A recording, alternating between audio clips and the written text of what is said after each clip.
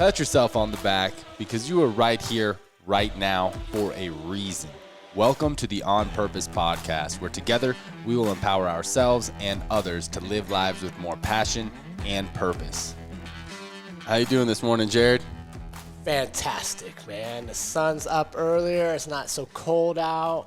Spring is coming, my friend. It is. How you doing? Oh, I'm doing great, man. Healing well from this knee injury. Been experimenting with some new tactics and feeling good. Feeling really good. That's awesome. Yeah, that ties into last week's episode of overcoming setbacks and dealing with setbacks. So how's that going? Yeah, taking setbacks in stride. You know, it was very frustrating at first to be injured and have a setback on a big goal that I wanted to get done towards the end of last year, which was completing and winning my first MMA fight. But some things have come up that have pushed it back, but it's already been a blessing in disguise. I've been able to put more energy into other developments, such as the podcast, such as my business. Oh, don't forget Little Beethoven. Little Beethoven coming up, playing the piano, you know, so getting these hands strong. So, yeah, it's I'm definitely taking the setback in stride and, you know, healing well, not going to rush my return. And when the time comes, I'll definitely be excited to get back on the mats. Yeah, I love it.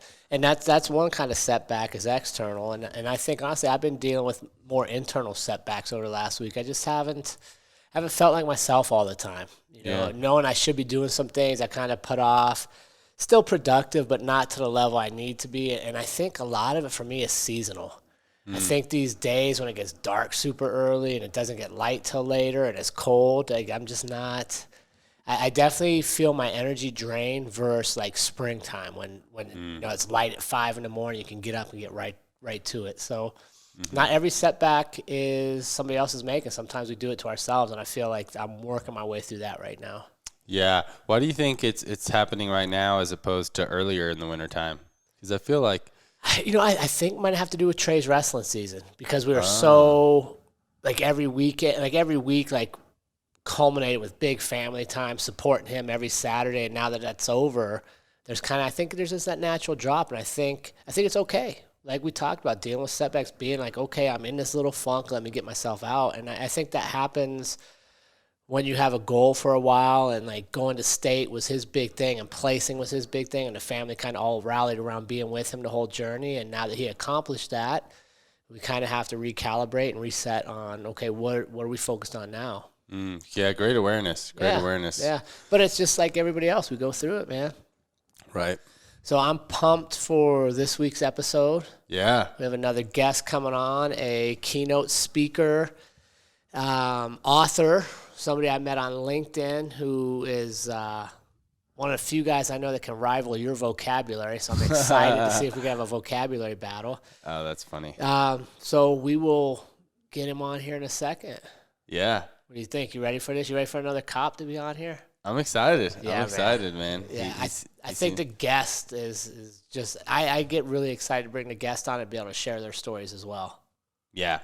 Yeah, definitely. I was reading some of his bio about him being a negotiator, and I recently came across a book that I really enjoy by Chris Voss. It's called Never Split the Difference. And he probably knows that. I'm sure he does. I'm going to bring it up to him. Yeah. He's an expert FBI negotiator, and, man, I really love how they can apply those same negotiation tactics to any negotiation in life, whether it's sales or For sure. you know, relationships, trying to convince your sibling to give you the last slice of pizza, whatever it is, every day we're in some sort of negotiation. Yeah.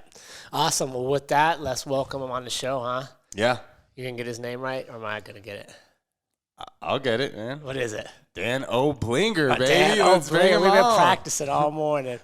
All right, On Purpose community, I have the humble privilege of introducing our guest. He is a hostage negotiator, author, law enforcement officer, international keynote speaker, tactical philosopher, private sector consulting negotiator, father and husband, and I'm sure there's more to the list, but please help me welcome Dan Oblinger. How you doing this morning, Dan?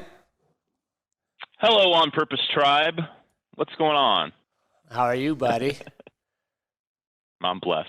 Yeah, dude, I'm blessed. It's a beautiful morning here in the Kansas prairie. I'm sure it's pretty nice in Colorado too. Hey, just so you know, I've hyped you up pretty big to Ali. You two have the most robust vocabulary of any of my friends. So I am excited for vocabulary battle at some point in this show. I don't know, man. I'm not an author yet, so you guys have all that editing help and all that stuff. So we shall see. Yeah.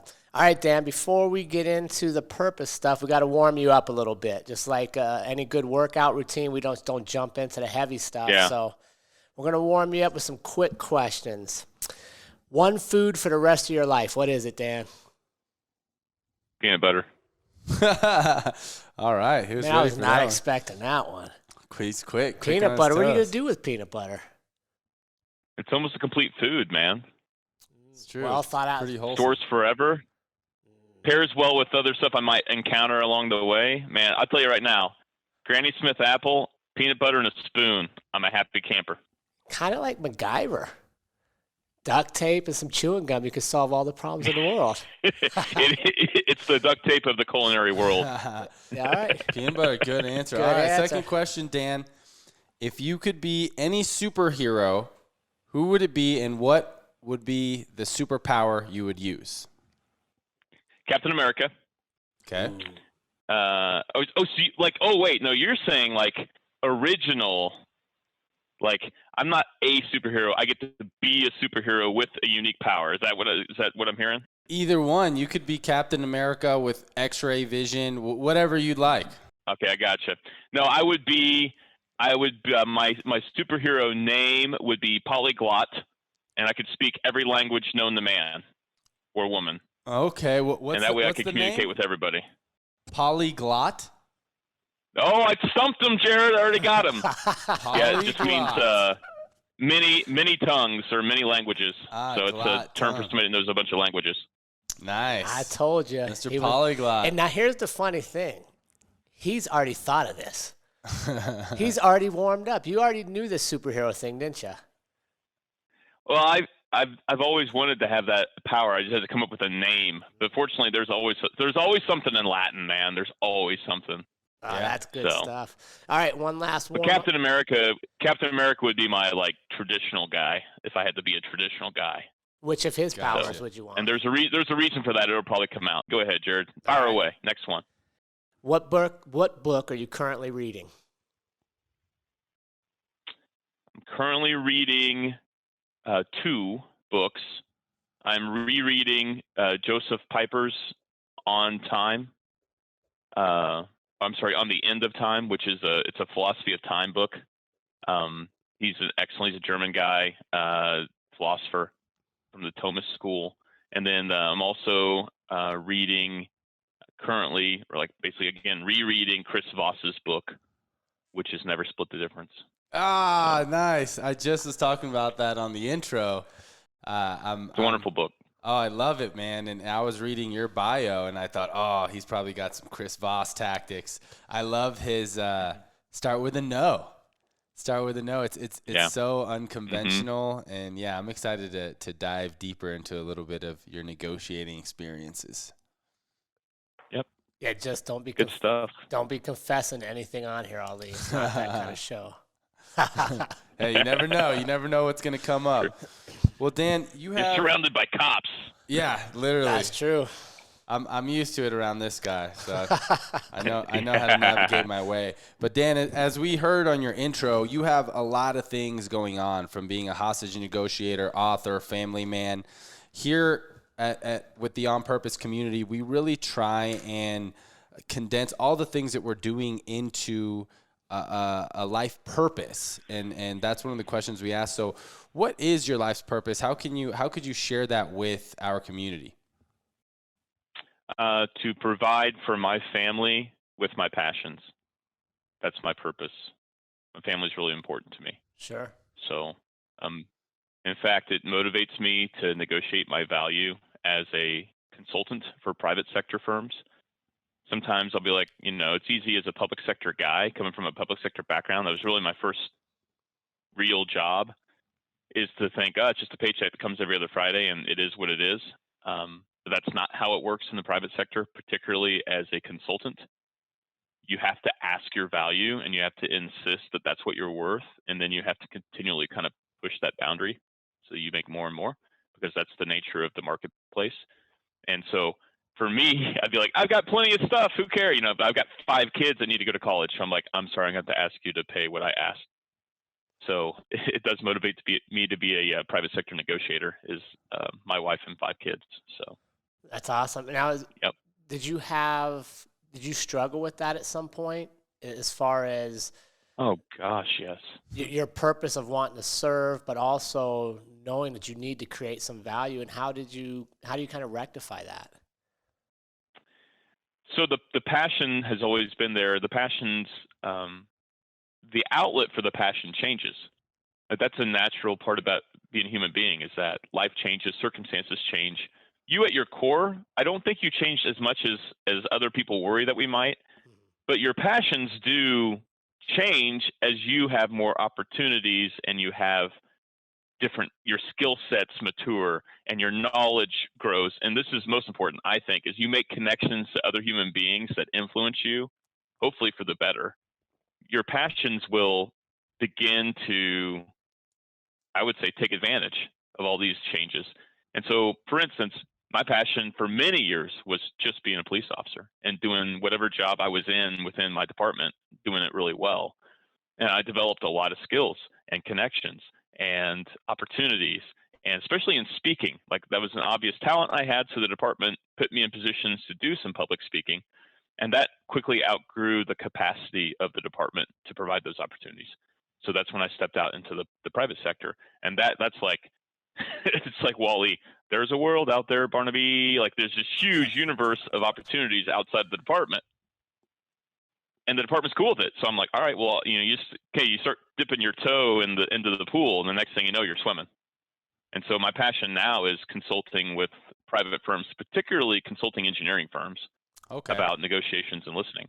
So yeah, that was actually my next question, is what kind of firms in the private sector? So engineering firms, do you have a specific target even within those types of firms that you go for? And my ideal client is I call them medium-sized consulting engineering firms, primarily civil. And if you're especially public sector guy or gal right now, you're like, what the heck is he talking about? Why would you do that? Like, why wouldn't you serve everyone, right? Yeah. And once you get into business in the private sector, you start quickly realizing that there's this huge advantage to niching down into somebody that you can serve that's really identifiable. Like, if you can say it like I just did. Absolutely. Because now you can become the authority in that space, right? So again, and Jared and I, this is half of our conversation in the airport was talking about making that transition from public sector to private sector, and understanding, running a business, but particularly understanding how do you market yourself and ask your value. Like, that's been a journey for me. I was not good at that at first. I had some things that helped me make the transition, being a landlord, for instance, understanding at least that marketplace. But and that's a huge jump to make, and in fact, most cops don't. Yeah. They don't. They retire to become security guards. But I think it's interesting, and for our community that maybe isn't making career changes, knowing your value is always important. Whether it's jobs, relationships, what kind of groups you're going to put yourself in, you have to know your value, and that's something that we've talked about many times on this show. Is you have to know yourself and what do you stand for, so that you don't fall for everything. And right. And that's important throughout life. And just like you said, your value will change as you gain experience, as you age, you gain more maturity. Things can change, but you have to have that baseline knowledge of this is who I am, because that's the framework for all the decisions you're going to make. And I think a lot of times we struggle there because we're making decisions in our lives based on what influences are around us at the time. We forget to have that baseline value of this is who I am, right? So not only being able to ask your value in a marketplace, in a free trade setting, but asking your value in your day-to-day relationships, asking your value in people that want your time. Well, this is my value. Make sure they're contributing to that.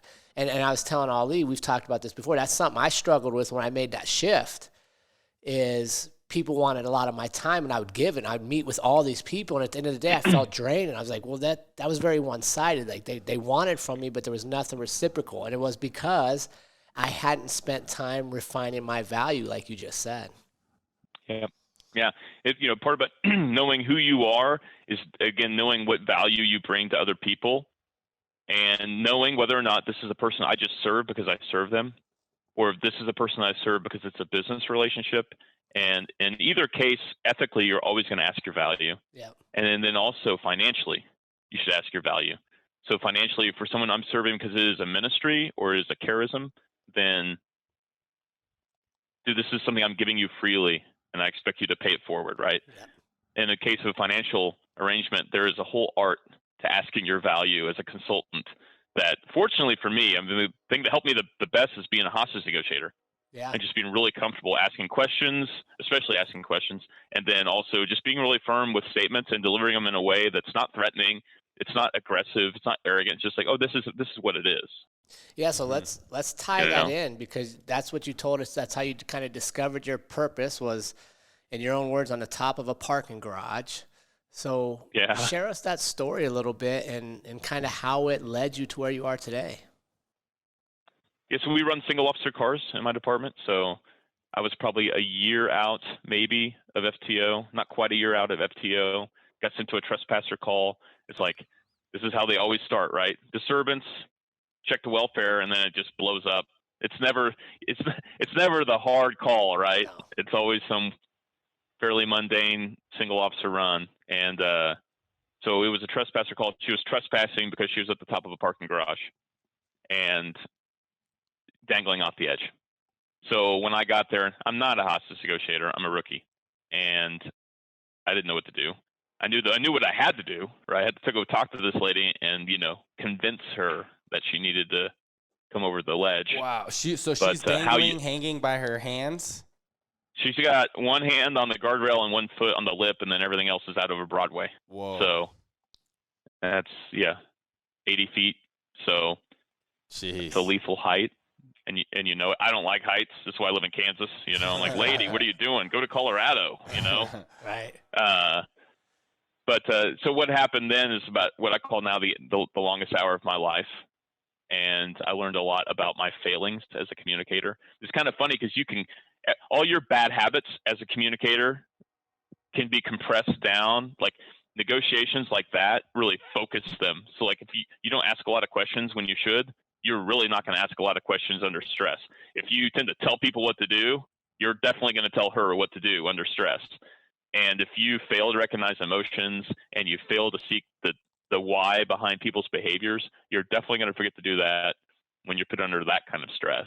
Sure. And that's what happened. So it's the crucible as far as, verbal abilities. And it didn't go very well, in a sense. No, what happened was I ran out of stuff to say. And that was kind of a beautiful thing. Because when you run out of like the perfect persuasive appeals for people, when you run out of directions and problem solving and, well, what if you tried this, when you run out of you've got a lot to live for, and she's like, no, I don't. And you're like, well, what about this? You're like, nope. And eventually you got nothing. So at that point, things got really awkward.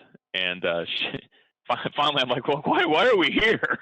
Like, why are we, wait a minute, why are we here? Because if you're 2 blocks to the east, that's somebody else's beat, and I don't have to worry about this, right? And she's like, well, because this is the building that my uncle jumped off of 6 years ago tonight. Oh, wow. And you're like, oh, that makes sense. Yeah. Whoa. Well, can you let me know that next time, lady? That's like really important, I was smart enough to at least know that. Hey, that sounds really important. So then I just started asking her questions. Because cops know one thing: if it works, we're going to keep doing it. Yeah. Like if initial success, all right, that's our new strategy. So I just asked a bunch of questions until finally she's like, I think you're trying to listen to me, almost like my wife. I'm like, yes, I am trying to listen to you. And she's like, all right, where do you want to go? And she climbed over the guardrail. Wow. I'm like, well, we're going to the hospital because you need help, right? But I think what this is a beautiful thing. Was that on purpose? I mean, in a sense, you could say, well, absolutely not. You got sent there, right? You didn't volunteer. You didn't hop the hot call. Like it's a trespasser. Nobody wants that. It was on purpose because I had been reading every hostage negotiator manual I could get my hands on, just praying for that day. Here in Kansas City, like a toad drinking water, hoping somebody picks it up and you can pee all over them. No, I wasn't ready for that in a sense. But fate had prepared me. Like, I look back at going to the Roman Catholic Seminary and getting a degree in philosophy where you learn how to ask questions, right? Those things prepared me in a way that maybe the academy didn't quite, right? Yeah. But then there were some things in the academy that did, like a basic understanding of mental illness, right? So everything worked together for success. And then after that, I was like, okay, I need to be on purpose with this. So that launched a career, a semi-successful career, you might say, as a negotiator.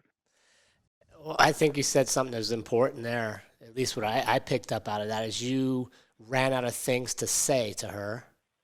So then you were forced to ask her a very open-ended question, which then in turn you had to listen. And I think what a lot of us struggle in life is we're always looking for how do we tell somebody or what are we going to say instead of sitting back and listening to what they're saying to us. Mm-hmm. Yeah, and it sounds like you were pushed to a point to where you had to ask the most authentic question, right? Why are you here? It was very authentic. What are you doing? Because you were going from what you had learned in the manuals and the trainings, and then it finally got down to the vital moment in time to where it's like, all right, well, why are you here? What are you doing? So that's an amazing story, Dan. Can you tell us a little bit about how that specific moment impacted the shift in your career? What were your next action steps that really led you to where you are today from that moment? You know, law enforcement's very unique in that there's so many jobs within that job, and you can, depending on the size of your department, you can move pretty freely between them, and you can really develop a specialization if you wish. And what happened was, up until that point, I'm a generalist. I'm like, whatever. Like, I want to try everything. I want to dabble. And at that point, I'm like, ooh, I really want to dive deep into this. Even though it was a really tough experience, but there's also at the end you had that success. So again, that kind of can motivate us, and that's a good thing. So I sought out training, but also people. And I had made a great connection with an experienced hostage negotiator from a kind of a neighboring agency, a supporting agency. And he asked me one of the most important questions anybody has asked me in my life. And I use it in my workshops to this day. And I think so I got the T-shirt, right? I think it's because so many people had approached him and they just want the T-shirt. Like they want to be a hostage negotiator because it's cool.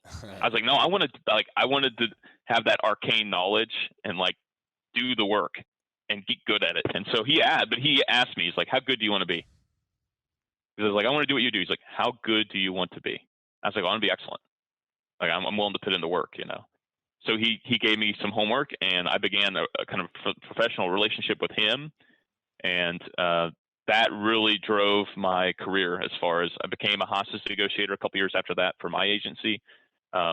Worked my all the way up to commanding that unit. And it grew so much, we split it over. I'm now leading like half of it. I'm like the assistant. And it's been a really powerful professional experience for my public sector service. What also happens is that skill set has value in the private marketplace. So, you know, several years ago, about 9 to 10 years, I have to go back and look, I started kind of dabbling in that.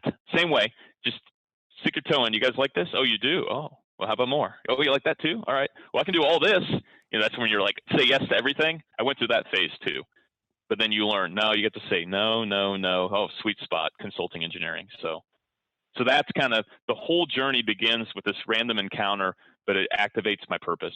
I think that's really powerful because I think some people really try to start with purpose. I'm like, well, look at your environment and look at what you take stock right now. What do you do really well? What do you love to do? And where are all these opportunities around you and maybe people who can support that? Exactly. And then if that's your purpose, okay, now go. Don't just wait for things to be perfect. Just go because you know you've got all these advantages. Right? You got these opportunities, these talents, these resources, but especially a community of people that will support you. Just go. Yeah, taking a look at your community, your surroundings, and your resources is definitely important. For our listeners, Dan, can you tell us a little bit about, you know, they're going to see the banner behind you. You have masterlistener.com. Then you also have a logo here that says Leadercraft. And then you did mention that you're also still doing some assistant work in the public sector. Can you kind of give us a little bit of the different things that are going on? Well, I mean, the biggest thing is I'm still full service public sector, still full service as a law enforcement officer and hostage negotiator. So I take care of them first. But within that, we have a super flexible schedule. And within that, I have an opportunity to serve kind of a small family of clients. And we do kind of the pantheon, right? So I do keynote speaking. And that's where I'll serve just about anybody because I love to do it. It's income, it sources clients, but also I think the message is important enough. I don't want to shut it off from certain industries just because they don't do engineering, right? And then from there, I try to turn it into consulting in the truest sense, like helping people work through problems, training their people through workshops, coaching their people ongoing, and that's important. That sounds like an effective funnel to start out with, keynote speaking, getting a larger audience, and then really going down into consulting, either small teams or one-on-one can be really effective. Yeah, and it's funny you use the word funnel because, again, in public sector, we don't think about funnels. Right. But in private sector, anymore, you live or die by your funnel. Mm-hmm. Yeah, for sure.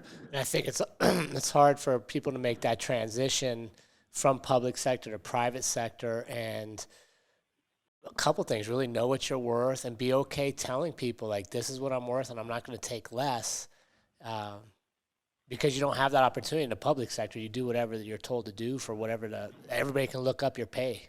Yeah, you can literally go on the website and see what everybody makes for the city. So you Yes. don't practice that negotiation. You don't practice establishing your worth. It's already established for you. And I think that's sometimes a microcosm of life, is we let other people establish our value instead of us negotiating it as we progress in life. Yeah. But it's also true that I think the biggest barrier for people like Jared and I to make that transition is mindset. Absolutely. Is just, I'm a cop, I don't do that. I'm a cop, I don't do funnels. I'm a cop, I don't care about niching down. I'm a cop, that's all I do. Instead of going down to the constituent skill sets, okay, you're a cop, I get it, but what can you do? What are you really good at? Can you investigate really well? I mean, can you take a car stop and turn it into a federal case for guns and dope? Okay, there's actually a skill set in that would serve somebody in the private sector very, very well, and you could be paid handsomely. You won't be actually making federal cases for guns and dope, but getting to the truth of the matter and getting people to disclose really important things that they don't want to disclose, there's a clear need for that in the business world. Yeah. So how do we, not just in law enforcement, but I think people in general seem to identify with whatever job they have. That job becomes their identity, and they fail to recognize the skills they're developing within that position are transferable in many places in life. Yeah, that's a tough one. Right, but I think of what it is, weigh in on this, but my thought is that a lot of people just get comfortable being with whatever they're currently doing, right? They get comfortable with a position. It's complacency. Many cops it's complacency. Super comfortable because it's scary to make change. It's scary to take a leap. It's scary to say, okay, the city, the state, the feds have said I'm worth this amount of money every year, so I can base my life around it, to jump out to Ali. I mean, for as long as I've known you, your monetary value changes month to month based on how hard you work, how much you hustle. I think it's easy, especially for law enforcement, to be honest. You show up for work and whatever calls come your way that day, that's what you do. If it's a super quiet day and there's not much going on, you got paid the same as the night before when it was rocking and rolling for 12 hours. Yeah. There's another dynamic too. It's if Jared and I went to the academy together at our agency, he can work 300% and I can work 50%. And every second Friday, we get paid the same. Yep, absolutely. And if we stay in the same grade, same rank for 30 years, well, the same pension. It's the same. You can, no matter how hard you work, you might get a little overtime, but that's nothing. I think people lose sight of how little overtime really changes the financial game. We're going to get paid the same. And so there's this inertia to developing career and to a work ethic that does exist in the public sector, and there's some good use for that sometimes. Like we pace ourselves really well, but in terms of hustle and changing the trajectory of your life, it's not good, I think. Yeah, we tend to identify ourselves with our job title in our careers. I mean, it's one of the first things we ask when meeting someone, what do you do, right? We don't ask, who are you at a networking event, right? Or what are you about? We ask, what do you do? That's such a common thing in society. What do you do? So people like you, Dan, can really help us seek and know our self-worth and then negotiate that. So one thing that we saw on our discovery conversation with you is that part of your purpose is to help everyone become authentic listeners and negotiators. Can you tell us a little bit about what exactly does it mean to be an authentic listener? So listening is one of the most powerful things you can do for another human being. And if you don't look at it like that, then you're probably not listening on purpose. You're just receiving what people give you. You're accepting it at face value. You're not developing relationships out of listening. It's transactional. You're receiving information, and then more often than not, you're giving just as much information as you receive. And that's not how we build trust with human beings. That is not how we gain knowledge, and it's definitely not how we make deep connections with people. So authentic listening is making deep connections with other people through their story, not ours. The irony is that later on, they're going to want to know your story. They're going to ask for it, and then it has incredible value, and you should give it. And that's how you get that reciprocal trust. But start with theirs, and don't view their story as an opportunity to hijack the storytelling. If you can do that, then you don't need me. You're on your way, and the world's your oyster. Amen. And what's incredible is a lot of it is to accomplish that, you have to be really good at asking great questions and letting people tell you the story. Right. And sometimes it doesn't even have to be a full story, right? Like, for example, the warm-up questions gave us a really good idea of who you are, and it was all cohesive with what you're saying. First question, you said you're a family man. That's one of your values. Your superhero, your superpower, polyglot, is all language. You want to listen. You want to be a listener. You're telling us this just in a couple sentences. Us listening to your answers can tell us a lot about you, and I think all of our listeners can learn that we can learn a lot about someone from just listening to what they're saying. I'll give real quick. So when I read authentic listening, I thought of a Toastmaster speech that I heard. It was fantastic. They gave an acronym for what they called authentic listening. Maybe you've heard it, Dan. It was called SLANT. Have you heard of that one? So tell me more. It's great. So SLANT, he gave a fantastic speech. He said the way to authentically listen is SLANT. Sit up, lean in, ask questions, nod, and track whoever the speaker is. And that was his version of authentic listening. So that popped up for me, a little process there for some authentic listening. And you're absolutely right. It when we can listen, it truly builds a connection. So what about authentic negotiating as the next piece? This is a good one, because everybody's got a definite, like, when you go look for definitions of listening, you got Webster's and like Slant Guy and like a couple dudes and then me. Negotiating, man, everybody's got a negotiation book. Yeah. So there's all these different definitions. For me, and it's mostly because of where I come from and how I use it, I think that negotiating is not settling. It is not accepting anything at face value, and it's discovering value with people. And I think and the reason why I say that is that now I can apply that to police crisis hostage negotiations, but also business negotiations and even interpersonal negotiations. Because if you can discover greater value in all of your relationships, I mean, think about that. What kind of life is that, right? So, and discovering value could be the value of life and dignity for me as a crisis negotiator, or it could be just dollars and cents as a business negotiator, or it might be new ways to collaborate. So, I mean, these are all, value is very fluid, but you got to be finding more value for everybody. That's how you attract those kinds of connections that can like unlock your passions and drive your purpose. So as a negotiator, I'm constantly, you listen to what people say. You don't accept it at face value. You ask about, you can say their why, the language we like to use is we listen to their positions, like this is what I want, but we really listen for their interests. Okay, but why do you want that? And what are you going to do with it? And how do you want it given to you? And who all is going to be involved? Like all these questions are powerful, kind of like the peanut butter question.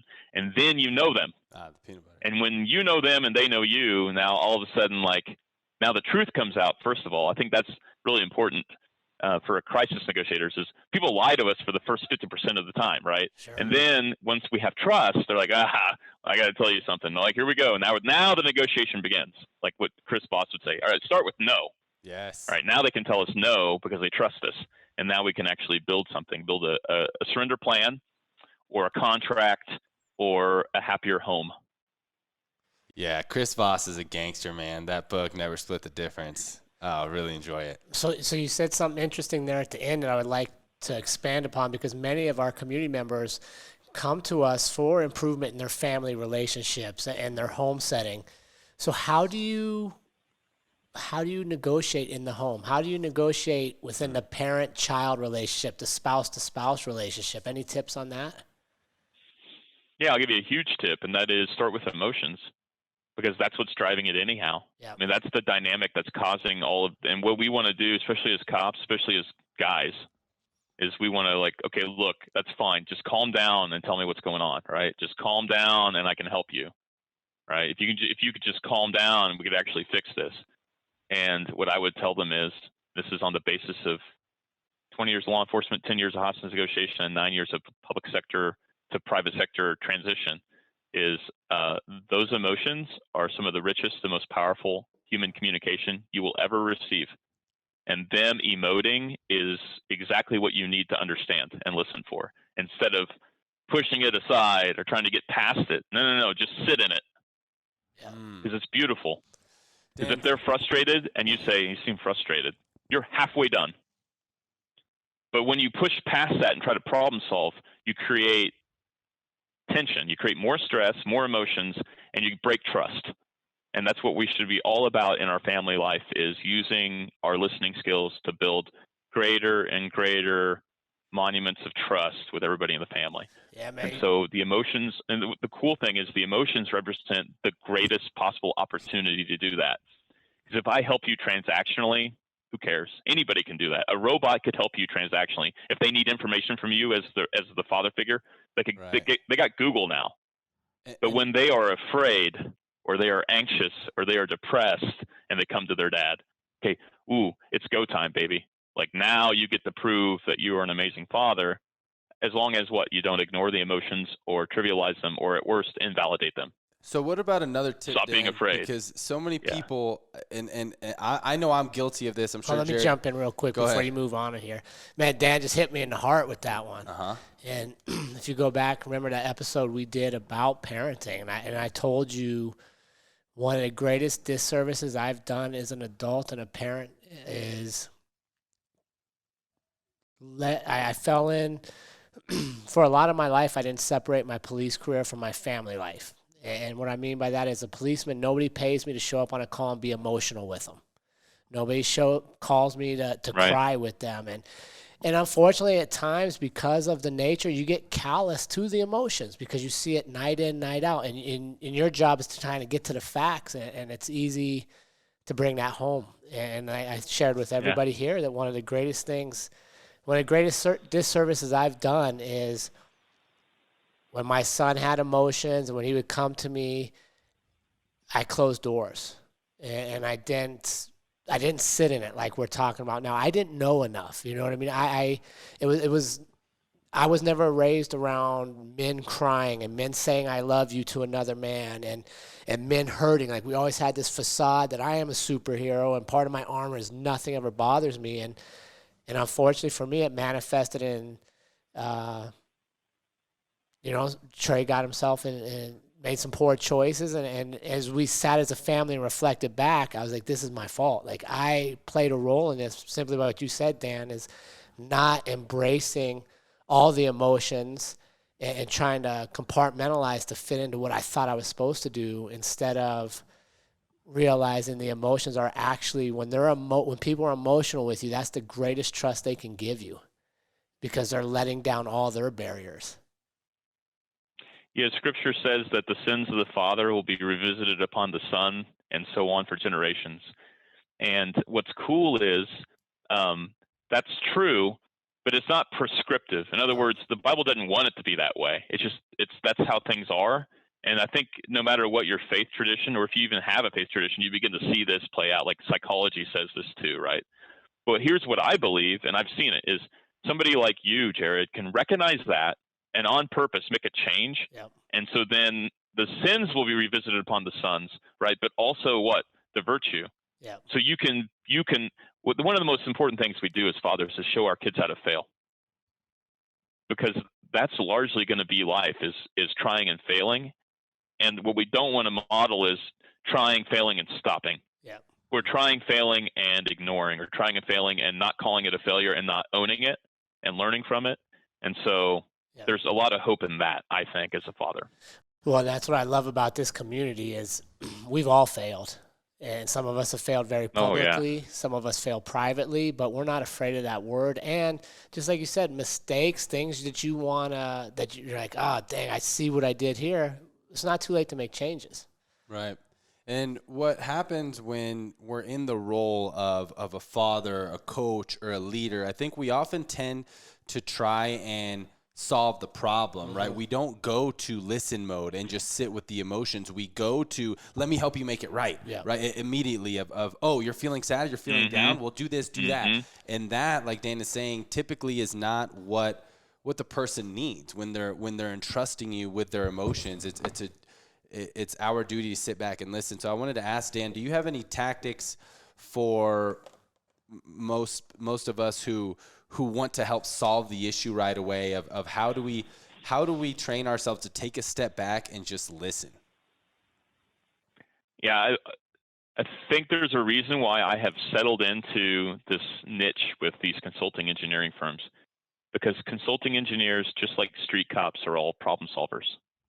So I call myself the fixer of fixers, because when you rush into problem solving, you break trust. And now they're much less likely to tell you all the truths about the problem, so you know which solution is best. And they're way less likely to implement an agreeable solution because they don't trust you. Yep. So as hostage negotiators, we're trained to listen for the invitation for problem solving, which sounds strange because when they're really emotional and they have this huge problem they need solved, they're like, they're not going to invite me. I'm like, no, they will. When you build trust up to that X factor, right, where now they trust you enough, and you don't know what that is, and you can't even quantify it, but it happens, it's real. That's when people say, well, what do you think? What should I do? If you were me, what would you do? That's an invitation for problem solving, and that's when the negotiation team for a SWAT unit, that's when we'll actually begin to explore solutions with them, and we'll still do it in a way that is in accord with active listening principles. So we won't be like, well, I'm glad you asked. Well, here's, you're going to man up, put the gun down, put down the Boone's farm. You're going to come out the front door. No, we'll be like, well, when's the last time you felt in control? Tell me about that, right? What has worked in the past? What do you think? Just give me all the possible brainstorm. Anything possible you think that could help tonight. And then we'll pick the one we want and be like, man, that sounds really good, right? Well, I guess I could come outside and talk to you. Yeah, you come out and talk to us face to face. Yeah, when you come out, we can do that. Wow. We don't need the guns. We can send the SWAT team away, right? Yep. Yeah. But you can't do that until they say, well, what do you think? Now, for me, it takes hours. For colleagues at work, it could take minutes. For kids, well, I got teenage daughters. It could take years. But it's just being a good father and being a good listener and being a good negotiator at that point are all the same thing, and that is being patient, being present, right? And just earning people's trust by being a good listener. So, that's easier said than done. But wait, if you're a problem solver like I am, you want to rush in the problem solve, wait for the invitation. And to earn that, you'll just have to listen and ask good questions that aren't problem solving oriented. Oh, it was awesome. You mentioned something, I forget what it was earlier in the show, and Dan was like, he looked at you and was like, tell me more. I think it was the slant thing. Yeah, and it like Yep. It was. I made a note on that. I was like, literally, tell me more. What does that do? That is an invitation for you to now just tell me whatever it is. Right. What a great segue to listening. right? Instead of the pressure of, oh, slant. Well, I don't know slant, but I know this thing and it might be better. And right, that competitive dialogue. I've never heard of slant. Tell me more. Yeah, tell me more is great. And I love how Dan said, wait for the invitation. And I quoted him, when you rush into problem solving, you break trust. So yeah, you've obviously found a niche, because we know engineers really need help with negotiating. They're always rushing into problem solving, right? But I think this philosophy applies to everyone, not just engineers. One of my favorite books, The Way of the Superior Man by David Data. He talks about masculine and feminine energy, and talks about specifically the male always trying to problem solve, when the female, the feminine energy, that they just want to give you your emotions. And that really helped me with my last relationship. That was a huge lesson, because I would always be like, oh, you're feeling sad, you're feeling down, like let me solve this problem for you, not knowing that all my partner wanted was for me to listen. And that applies everywhere. Now, Dan, so what are you doing now to share your purpose with others that are outside of the civil engineering realm? Because this is fantastic information here that I think anybody could benefit from, being a more authentic listener, negotiator. How can people receive information and guidance from you if they're not in the civil engineering realm? So I'm still not exclusive. If you have a need, just go to my website and get a hold of me. There's some forms you can fill out, or there's my email, or you can call me and just say, hey, here's where I'm at. This is who I am, and this is what I'm up against, and let's chat. And maybe there's a way I can help you, and it still fits with what I'm trying to do with my business. And that's masterlistener.com? Principally keynotes. Is the site? Masterlistener.com. Yep, masterlistener.com. No, keynotes I'll go anywhere for. I just got back from Zurich, Switzerland at the end of last year. East Coast, West Coast, Virgin Islands. I get around with that. And that doesn't need to be engineers. I'll tailor that message for whatever audience you have. And that can be very helpful. I mean, for aligning culture and beginning this process of maybe establishing a common language for what good listening and negotiating looks like, that can be really powerful. And then if it's just like you want to rent and don't buy, because I'm not cheap, you can go to Amazon and buy my books. And they are cheap. I mean, $20, they'll get you in the door. And it's Life or Death Listening, a hostage negotiator's how-to guide to mastering the essential communication skill, and the 28 laws of listening, best practices for the master listener. And I think these are really good, again, dipping your toe into the pool. It's not skills, it's not habits yet, but it might be the right kind of knowledge to start. And I think that's a good way to begin to wrap your head around what really great listening looks like. I mean, just to reinforce it all, hopefully I've modeled some good listening, even though I'm the guest and supposed to talk, I think. But listening is it's attentiveness, which is like 4 of the 5 letters in slant, right? And then responding appropriately when people begin to share their story. And one of the most powerful things you can do is begin to judge your questions by how well they invite stories. Because that's a good question is something that invites people to tell their story. A bad question is one that doesn't, that shuts the story off and just wants a little bit of data or information, ignores emotions, and oftentimes is used for us to kind of sneak our story in edgewise. Absolutely. Like I think of Dr. Phil. Well, how's that working out for you? That's your story, judging their story. It's not a good question, even though, maybe some professor would be like, well, it starts with an interrogative, so it's an open-ended question. I'm like, no, it's not. It's invalidating and it's judgy. Yeah. So you're not going to get more question. The storytelling is over once you ask that question. Yep, everybody's on but when you defense. say, tell me more with the right tone, that's a powerful question. And there's not even a question mark at the end of it. But it invites a story. And for all of you out there that aren't quite convinced you need to jump in on all of Dan's stuff, you can find him where I found him on LinkedIn, because he puts out amazing free content. And one of the things you'll find with Dan is all of his content is open-ended.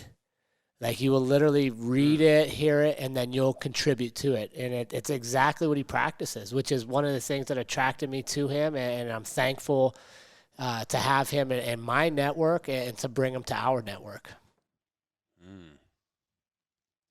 I endorse that message. All right, so before we wrap this up, Dan, I need one word that you think is way underused in our English language, that if you could say, this is the word more people should use, what would it be? I think you know what it is. It's blessing. Oh, And we are so richly blessed. When you're blessed just with life, and you're blessed. Everybody around you is a blessing. That guy that pisses you off all the time, that's a blessing if you'll recognize it. It's an opportunity for you to grow and be a leader for him. Your kids are blessings. If you don't have kids right now, that's a blessing. Like, you have more time right now to do good, right? And maybe someday down the road, that's going to change, right?